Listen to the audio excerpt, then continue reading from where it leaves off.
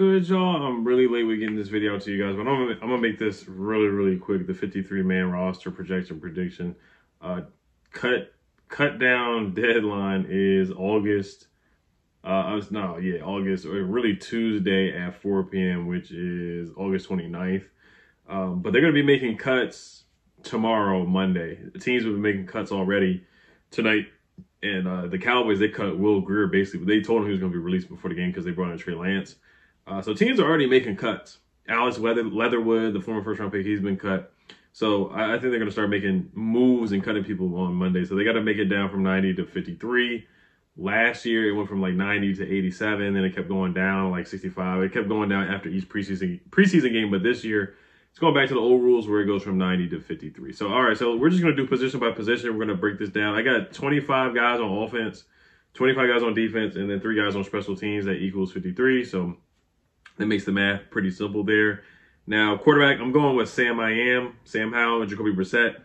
I don't have Jake Fromm on the roster. I do think he can clear waivers and make the practice squad. I could be wrong on that because he did have a good preseason, but I think he will clean. I think he's going to clear waivers. And I think he will make the practice squad. Now, I could see them keeping 3. I could see them keeping 3 quarterbacks because Ron Rivera has done that in the past. He did that last year. He did that the year before. But I would just keep 2. And I know Jake Fromm had a better preseason than Jacoby Brissett, but Jacoby Brissett is the proven veteran backup. He had a solid season last year. His QBR was high. He was the backup for Andrew Luck. When Andrew Luck retired, he came in and played. He played with the Patriots, so he had a solid season last year with the Browns. He outplayed Deshaun Watson at times. So I would keep Jacoby, even though he was pretty darn bad in the preseason. All right, I got 4 running backs: Brian Robinson, Antonio Gibson, and Chris Rodriguez. And then I think Alex Armah, they can consider him as a running back or a tight end, either or. I think he's going to make the roster because he had a good training camp, and they like him as a blocker. They like him as a run blocker. They like him in pass protection. They like him as a tight end. They like him as a fullback.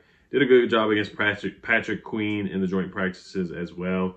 And he had a nice catch in preseason as well for like 8 yards. That's not a crazy thing, but you know he got a lot of playing time. And I think they want to keep him on the roster as a fullback.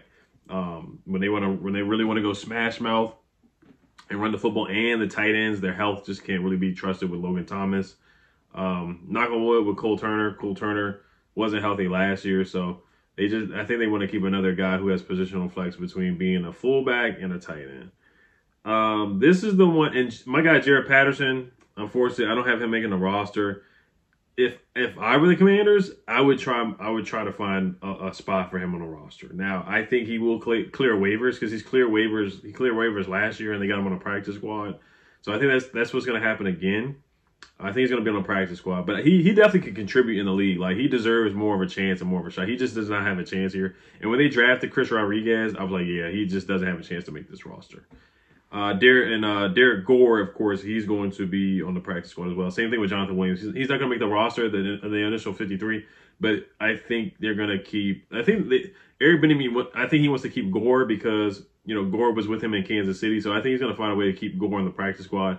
I think they should keep Jared Patterson on the practice squad as well. But Jonathan Williams, I know they like him a lot too, so it's a tough decision. I don't know if they can keep all 3 backs on the practice squad, so we'll see how that works out. All right, moving on to the most popular position here, the wide receiver position.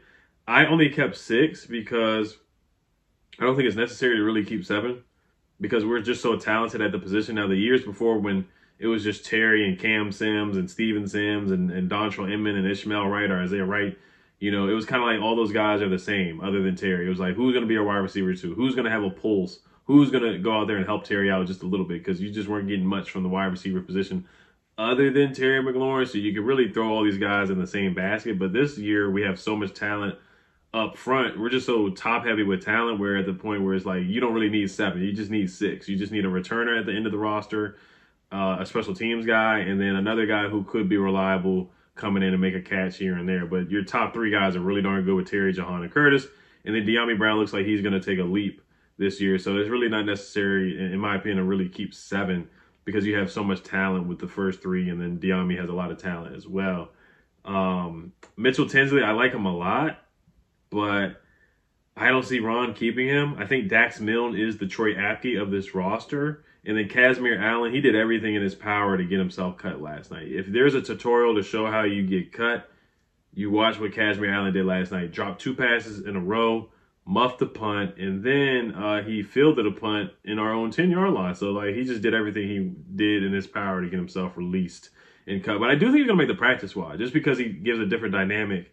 Like, he has way more speed than Dax Milne. He's way more shiftier, way more elusive, can make a guy miss in a phone booth, like all that. Dax Milne can't do any of that. He just can't. But he catches and fills the punt. So everything, Dax just fills the punt.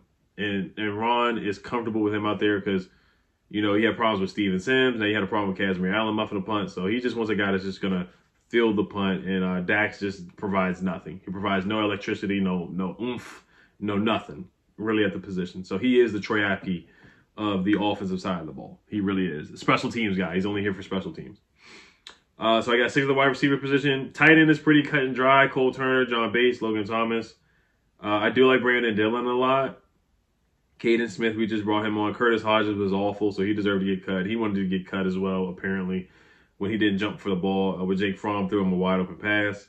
So I got 3 at tight end. Offensive line is the one where it gets a little dicey and tricky. Lano, of course. Andrew Wiley, of course. Cosme, Sadiq Charles. All those guys are locks. Nick Gates starting your starting center. I got Cornelius Lucas as your backup tackle. So that's 1, 2, 3, 4, 5, 6. 6 guys right there. Chris Paul is a lock as your backup left guard. Ricky Stromberg is a lock as your backup center, positional flex center / guard. And I got Larson making the roster as your backup center. And I got Braden Daniels making the roster only because he's your 4th round pick. Ron's 4th round pick. He does not cut his picks. He just doesn't. I don't know. I guess it's just a pride thing. But even if they're not good at all, he does not cut his picks. And Braden Daniels barely played in training camp. Barely played. And, I mean, he was playing, but, you know, he was on the 3rd string practice squad kind of guys, 4th string, a 4th team. And then, you know, preseason, he barely got playing time. He was at the end of the game against the Ravens and barely played in the last game against the Bengals. Like, he barely played. So I still have him making the roster just because of Ron Rivera's ego and his pride. But Trent Scott, I got him making the practice squad. I think if we release him, he's not going to be, like, picked up or poached by another team. Mason Brooks, I have him being cut, and he's going to be on the practice squad as well. Aaron Montero, he could possibly be on the practice squad as well. Defense, we're going to fly through the defense real quick. Defensive line, Chase Young, of course. Montez Sweat on the edge. Andre Jones, he deserves to make the roster. He earned it. He played really well, a couple of tackles for loss. KJ Henry's going to make the roster, even though he didn't really do much. Didn't have any splashy or flashy plays or made much of an impact. I didn't hear his name as much or really see him pop on screen. I do have Casey Toohill still on the roster. James Smith-Williams had a good game against the Bengals. And John Allen, Deron Payne, Fedarian Mathis. He could be put on injured reserve to start off the season. And then they may sign somebody or bring on another guy. John Ridgway, and then F.A. Obata, defensive tackle. So I have them keeping 11 defensive linemen. James Smith-Williams makes it. Toohill makes it. KJ Henry makes it. Andre Jones Jr. makes it as well. But keep an eye on Fedarian Mathis to see what they do because they're of course, they're going to add guys before the season starts. Linebacker, Jamin Davis, David Mayo, Cody Barton, Khalid Hudson. That's cut and dry right there. They don't have a lot of linebacker depth, but that's who they're going to keep. Quarterback, St. Juice, Forbes, Fuller, Danny Johnson, Christian Holmes. Don't have Wild Goose making it. I don't have Nick Whiteside making it, even though he played well in that last game. And, Wild Goose, he was just getting cooked against the Ravens, so I don't have him making it. Who else could have kind of made it? Christian Holmes, I got him making it because of special teams. I think that's why, because he's a good special teams player. He's a good tackler and a good blocker and a good gunner on special teams. So I got him making a roster at corner. And that's about it for the cornerback. So I got 5 corners. They may fool around and sign another corner.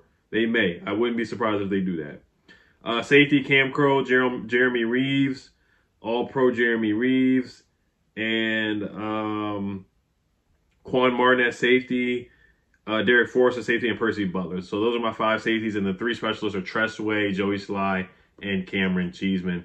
Other guys who could have made it at safety, there's really not much. Kendall Smith, Farrar Gardner, not really much of a debate for those guys making a roster. Terrell Burgess, not much of a debate. Even he was good on special teams. Tyree Castro Fields as well. I think he's a guy that's going to be put on the practice squad. I don't think he did enough to make the roster. Didn't have a bad preseason, but he just didn't do enough to make the roster.